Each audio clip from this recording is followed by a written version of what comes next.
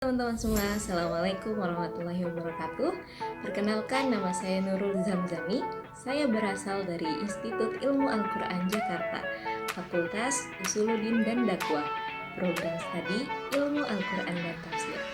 Pada kesempatan kali ini, saya akan menyelesaikan tugas ujian akhir semester saya pada mata kuliah Ulumul Quran. Dosen pengaku, Bapak Sofyan Effendi, MA. Pada kesempatan kali ini, saya akan membahas tentang mutlak dan muqayyad. Teman-teman tahu nggak apa sih mutlak muqayyad itu? Nah, untuk mempersingkat waktu dan untuk lebih detail lagi, mari simak penjelasan saya sebagai berikut. Definisi mutlak. Mutlak secara etimologi kata mutlak berasal dari kata atlaqah yang bermakna melepaskan atau membebaskan. Begitu juga dengan muqayyad.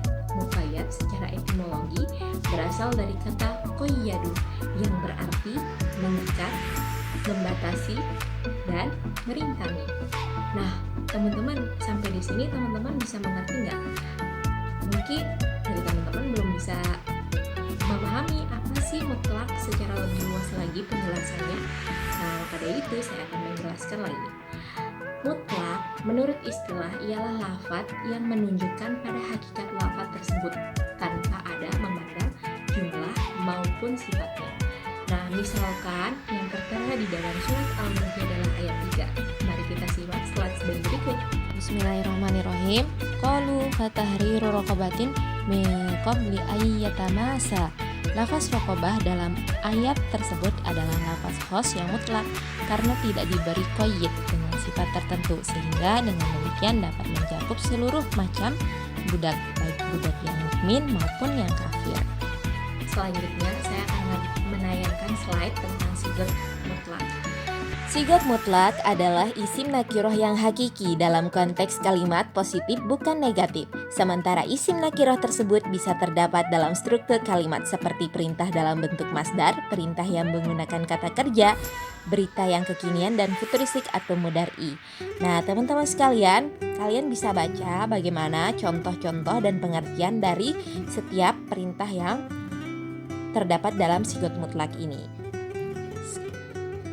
Nah, setelah pembahasan dari mutlak, sekarang kita akan membahas secara lebih detail lagi pembahasan tentang muqayyad. Muqayyad ialah lafadz yang menunjukkan hakikat lafadz tersebut dengan dibatasi oleh keadaan dan syarat tertentu, atau dengan kata lain, lafadz yang menunjukkan hakikat lafadz itu sendiri dengan dibatasi oleh batasan tanpa memandang pada jumlahnya. Nah, ini akan diberikan contohnya pada surat An-Nisa ayat 92. Kita lihat slide-nya. Itu di atas adalah lafadz muqayyad yang dibatasi oleh sifat. Nah, setelah melihat contoh dari ayat muqayyad yang tertera pada surat An-Nisa, sekarang kita akan melihat sigot yang terdapat pada muqayyad. Mari kita lihat slide sebagai berikut.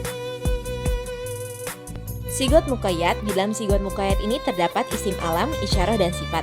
Isim alat bisa menjadi takkid yang menghilangkan cakupan jenis kemutlakan lafadz mutlak secara menyeluruh. Contohnya bisa teman-teman lihat sendiri ya yang ada di slide ini. Yang kedua adalah isyarah. Isyarah bisa menjadi takkid yang menghilangkan jenis kemutlakan lafadz mutlak secara menyeluruh. Yang terakhir adalah sifat. Sifat atau al-wasfi atau lain-lain yang sejenis seperti syarat dan goyah bisa menjadi takkid yang menghilangkan cakupan jenis kemutlakan lafadz mutlak secara sebagian. Teman sekalian, telah disepakati bahwa jika ada lafadz mutlak yang hukum dan objeknya sama dengan lafadz muqayyad, maka pengertian lafadz yang mutlak tersebut disesuaikan dengan lafadz muqayyad. Contohnya ada tertera pada surat Al-Maidah ayat 3.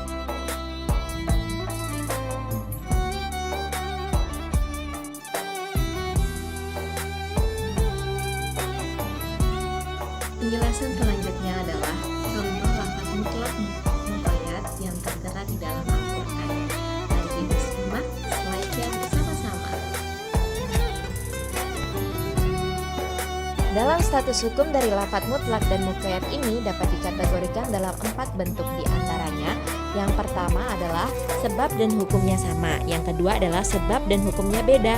Yang ketiga adalah berbeda dalam sebab, sama dalam hukum. Yang keempat adalah sebab sama dan berbeda dalam hukum. Jadi pembahasan dalam mutlak dan muqayyad ini sangat luas teman-teman sekalian. Seperti yang teman-teman lihat di dalam slide ini, hanya sebagian dari contoh yang tertera di dalamnya. Setelah teman-teman menyimak slide tentang penjelasan mutlak muqayyad tadi, semoga teman-teman bisa memahami apa sih yang dimaksud mutlak dan muqayyad yang terdapat dalam Al-Quran. Mungkin sebagian dari teman-teman bertanya, apa sih urgensi mempelajari ini?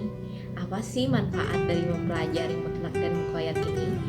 Mempelajari mutlak dan muqayyad ini adalah salah satu syarat apabila seseorang ingin menjadikan dirinya seorang mufassir ataupun mufassirah. Maka dari itu, wajib hukumnya untuk mempelajari dan mengetahui apa yang dimaksud mutlak dan muqayyad yang terdapat dalam Al-Quran. Selain itu juga terdapat jumhur ulama atau pendapat para ulama yang mengatakan bahwasanya hakikat yang terdapat di dalam Al-Quran merupakan satu kesatuan hukum yang utuh antara ayat yang satu dan ayat yang lainnya. Maka dari itu, sangat penting